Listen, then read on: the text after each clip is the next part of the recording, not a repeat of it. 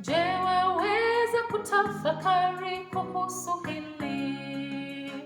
Umbali aliyokutoa Mungu wako ni lipi? Umelitenda we jema machoni pake, uweze kupokea haya makuu.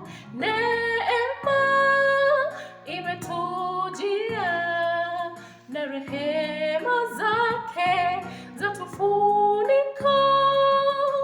Upendo ule wa agape nitauimba milele zote.